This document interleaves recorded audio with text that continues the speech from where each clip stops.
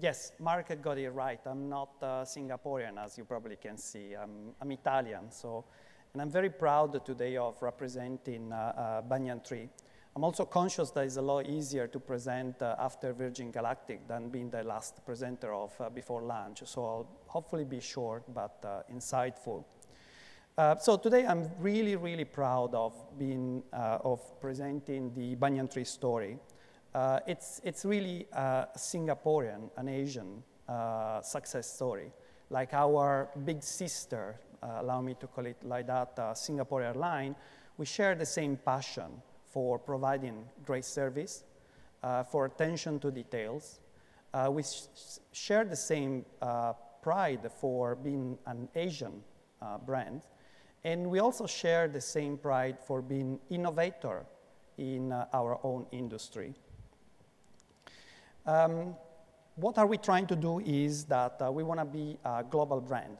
So we started an Asian brands. We, as you probably all know, we started in Phuket, but now we started a journey to become a global brand. And I guess testament to that journey. So the company is diversifying and bringing diversity within its organization to make sure it better understands market outside its home country of Asia. We want to do that still continue offering exceptional experience to our guests. Hospitality is really not about a great hotel room or a wonderful pool. It's about the human connection that you make with the people you meet during your holiday. Nothing will ever change that. No amount of hardware will ever compensate for a poor service or an impersonal experience at the hotel. And we really want to do that, and because we recognize that service is one of the important elements of what we offer, we want to do that instilling pride and integrity in our employee, because that's the only way you can create a culture that then allows you to deliver the same premium service and the same personal service that our guests expect. And we want to do that not only creating a culture within the company, but we want to make sure that as a company, we are connected with the community where we operate, and we bring some tangible advantage to the community where we operate. Hence our CSR program, which is, again, part of our DNA and has always been part of our DNA. Who we are, a few numbers. We have 2 brands in our portfolio, Banyan Tree and Ansana. Banyan Tree is the pinnacle of luxury.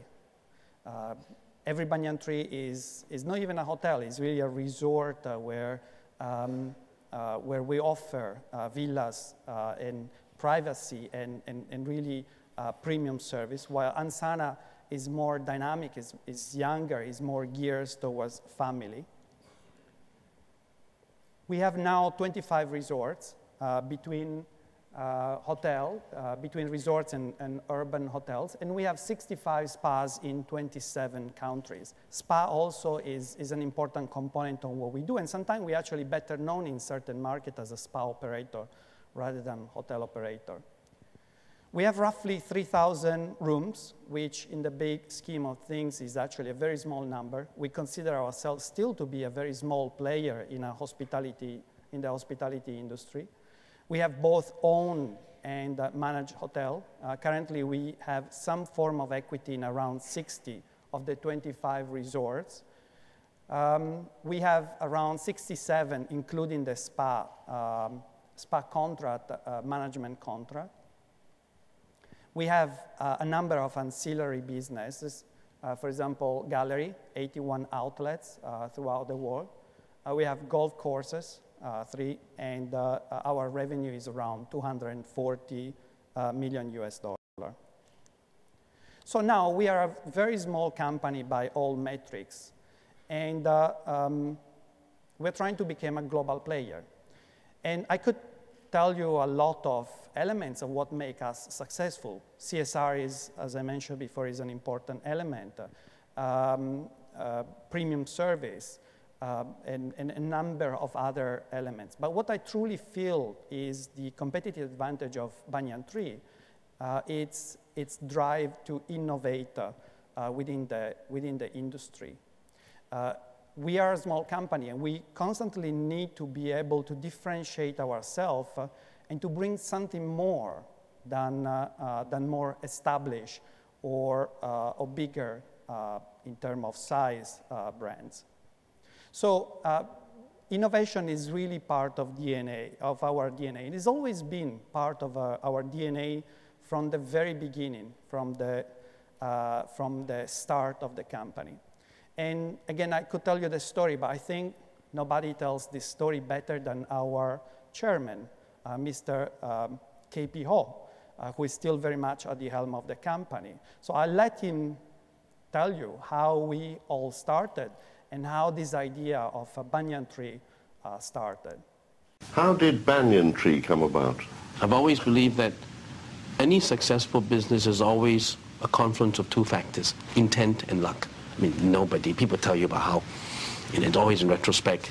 The people who tell me that, oh, they're successful because they decided, they knew they were going to be successful from day one, I think that's a lot of hogwash. I had embarked on actually developing a beachside resort where we found the piece of land in Phuket by luck. My brother's an architect, so we designed the first hotel. We went around looking for a manager for that hotel. We found somebody. We built a second hotel. We found a manager. We had 4 hotels, which we built, but it was flagged under different brands. The last piece of land we had in Phuket did not have a beachfront. Nobody wanted to manage it. And that's the confluence of luck and intent. So it suddenly I had this eureka moment when I said, well, if I've always looked for something, a brand, now nobody wants to manage this hotel, why don't we do it ourselves? So what we did was we said, well, why don't we build villas rather than rooms? Why don't we give each villa a swimming pool? So then they can pretend they can be in the pool and not realize that there's no beach. Why don't we build a spa so they can stay within the premises? That's how Banyan Tree was born, because we had no beachfront. So that's how Banyan Tree was born, because we didn't have a beachfront. So we had to overcome the challenge, and again, being inventive to being able to actually succeed. And this, again, it's part of our DNA. And throughout the year, we have brought a number of innovation. Either we pioneer or we perfected a number of innovation. As I mentioned before, the pool villa concept, which we pioneered 25 years ago in Phuket. Now every resort, every high-end resort, and even mid-level resort in Asia has a concept of a villa with a pool. Asian themed spa. Again, in a minute, I'll let again Mr. Ho tell the story. But this was a concept that was unheard of 25 years ago. Now, again, it's not only it's accepted and it's considered a luxury experience in Asia, but the whole idea of Asian-themed spa has become the global standard. And again, it's testament the fact that we are expanding faster as a spa operator rather than hotel operator. So I let, again, Mr. Ho tell the story of how this Asian-themed spa was brought to life. And I'll apologize to any consultant in the room. This segment is not very flattering for consultants, but please hear him out. And at that time when we started, I know nothing about spas. I got an English consultant. But the English consultant came and took a look and wrote a long report and said the only way we could do a spa would be if we could try to be a sort of spillover and a cheaper spillover second choice spa to the European spas. And we had to be very clinical. We had to be like Baden-Baden. We had to be, that was essentially the model for spas. And I basically rejected all that. She had wanted us to have our therapists wear face masks. I said no. They had to wear white uniforms. I said no. They were to wear Asian clothing. Then I said they should not wear clunky shoes because it's very noisy and we take off our shoes when we enter people's homes. She said, that's it. It's so unhygienic. It's unsanitary, I quit. You never should try to be what you are not and to try to be second best to somebody else. We are embracing the environment and we're empowering people. And I think that's absolutely critical, that when you talk about corporate social responsibility, you have to take into cognizance that, in my view and in my book, environment means human environment as much as physical environment. So, as he said, you should not really try to be who you are not. We feel at Banyan Tree that as an Asian brand based in Singapore, we shouldn't be trying to copy the hospitality idea or hospitality format that comes from US or come from Europe. We'll never be able to create that. So the only way we can survive and we can strive is if we keep close to our DNA, our Asian DNA, and are actually able to still tweaking and still adapting, but bringing that idea of Asian hospitality to the world rather than the way around. Another innovation was the rooftop. This is our Vertigo restaurant in Banyan Tree, Bangkok. It was an helipad. If you've been to Bangkok and if you've been on top of some of these buildings, you'll probably see that every tall building in Bangkok seems to have an helipad. I've never seen a helicopter flying around Bangkok, but every building has an helipad. So we were doing nothing with this space. And so we said, why don't we actually convert it to a restaurant? And that's how Vertigo was born. Indoor pool. This is the latest concept that we are trying to bring to the market. We are moving away from being purely a resort brand to a city hotel. But again, we want to be close to our DNA. We'll never be a Sheraton. We're not a business hotel. People don't think about Banyan Tree when they think about a business trip going somewhere. So we still want to keep the idea of an urban resort within the city. We still want people feel that when they enter Banyan Tree, they enter a different world. They may still be in Macau, they may still be in downtown Shanghai, but we want them to enter a different world when they go to Banyan Tree. So we're creating what we call relaxation pool within the room, so you can take a plunge as soon as you finish your shopping in Shanghai or Macau or whichever city you are. This is our Banyan Tree in Seoul. And finally, destination dining, again, is one of the other concepts that I guess, pioneer. This is Bintang in Banyan Tree, Bintang.